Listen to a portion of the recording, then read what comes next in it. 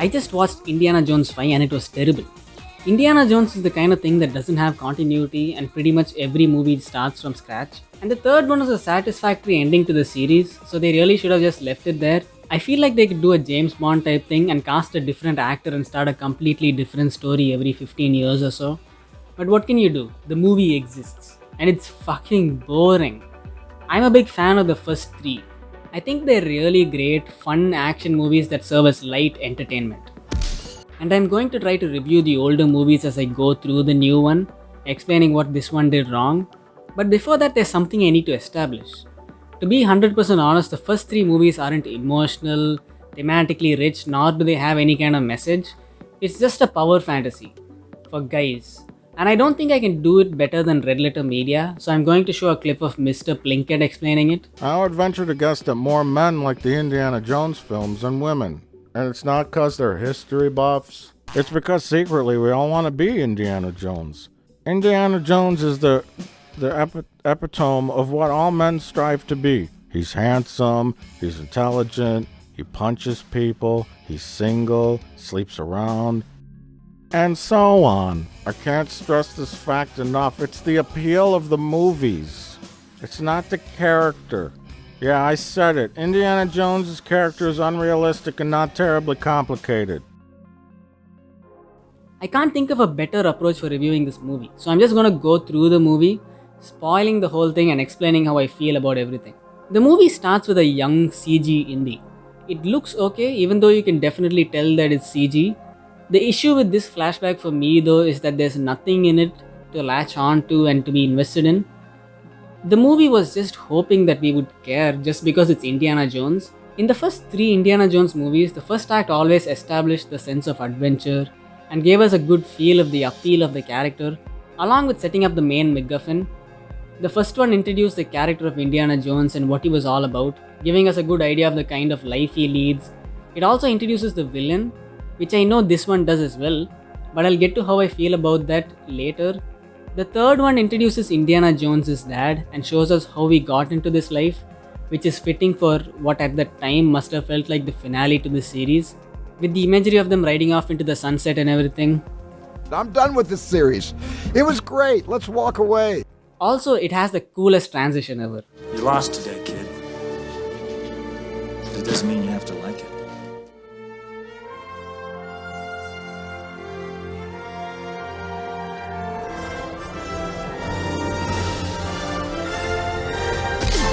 Notice how here the music feels appropriate. In this one, the music is used quite prematurely.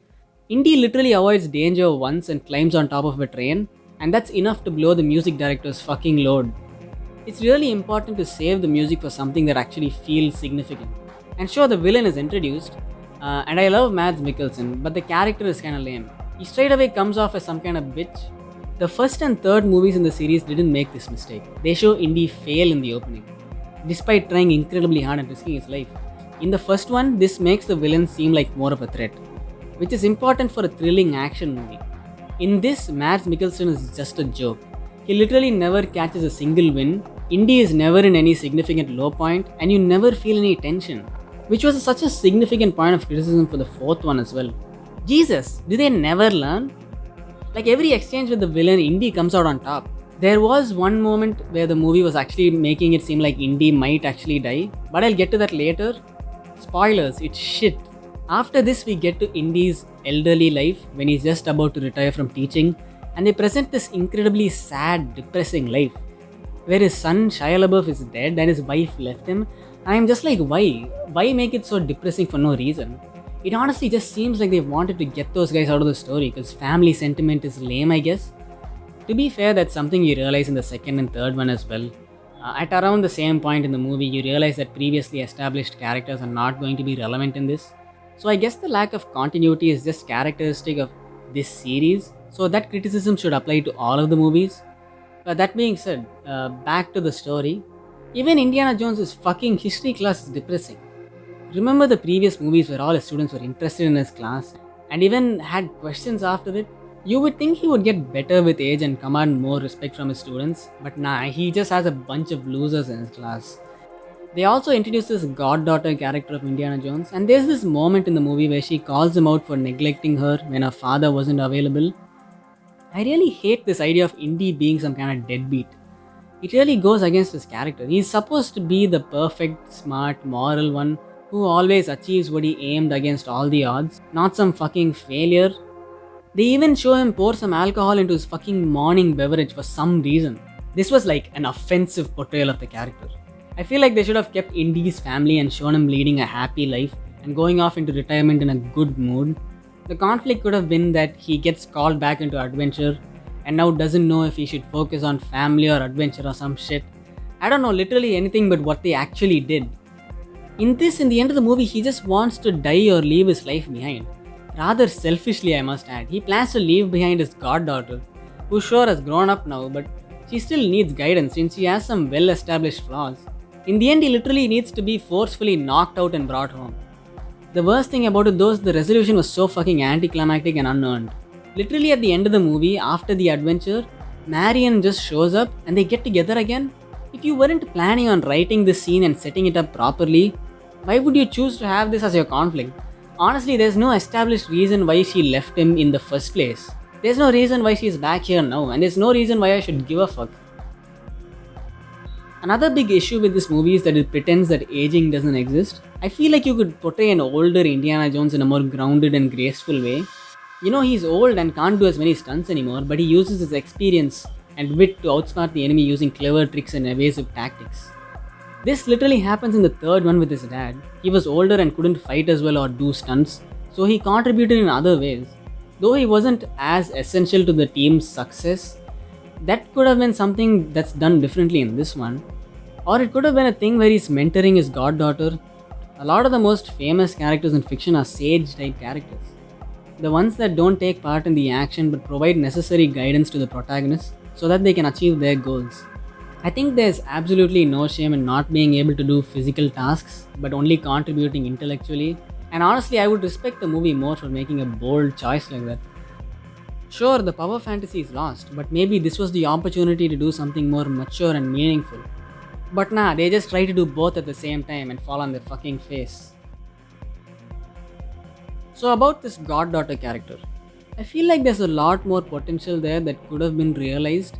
She does similar things as Indy did. She tracks down historically significant artifacts, but for the wrong reasons. She only cares about money and fame. There could have been a good arc there where Indy teaches her to overcome this flaw and to care about the right things.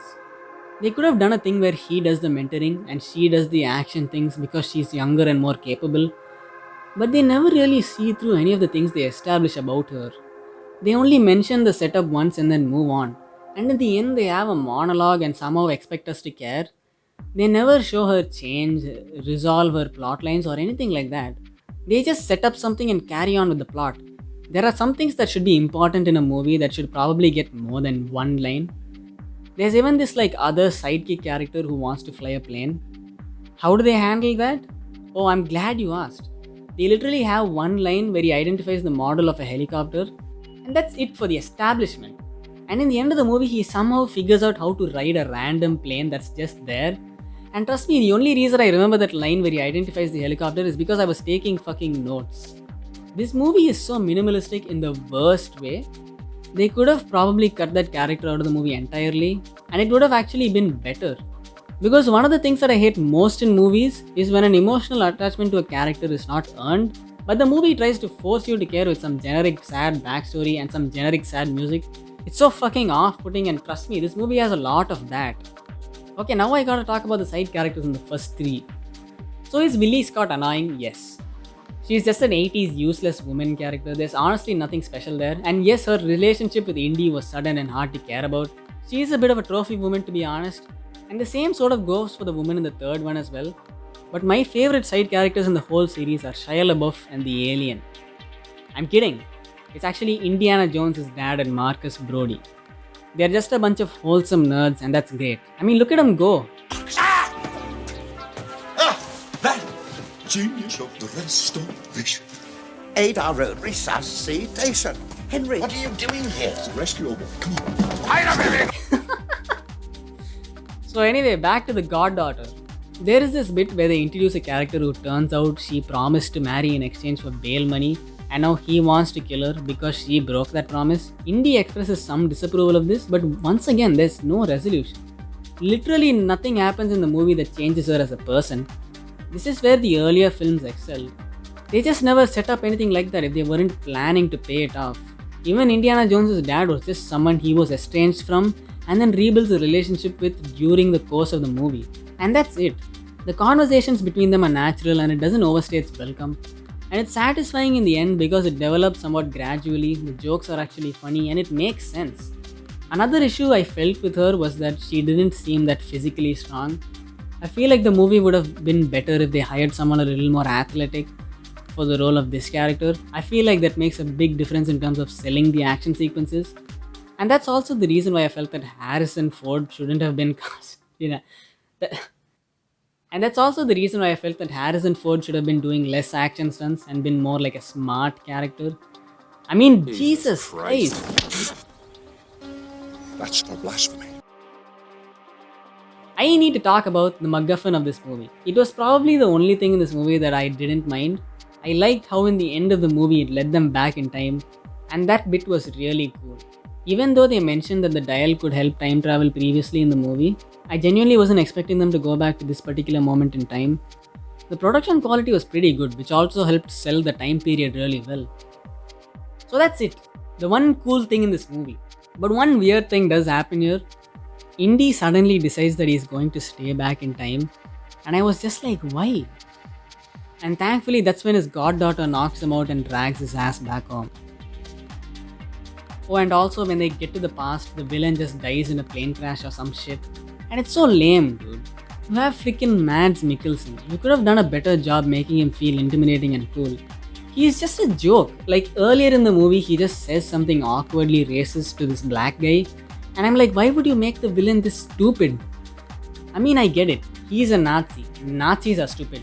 And that's why they shouldn't have made the main villain a Nazi, especially in a time period when Nazis have no power.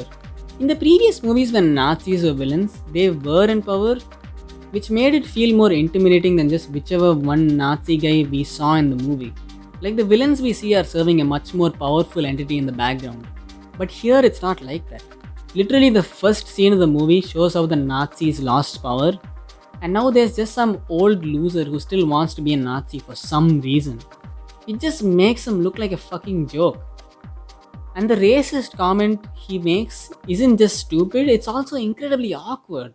There's also a moment where a black woman calls one of the bad guy's henchmen a cracker, and it's just so weird and inappropriate. I don't know whose idea that was, but Jesus, what were they thinking? Even the first three didn't have anything that. Take Belloc from the first movie. He worked with the Nazis as a means to an end, which showed his lack of moral principles, but he wasn't stupid enough to really be a Nazi.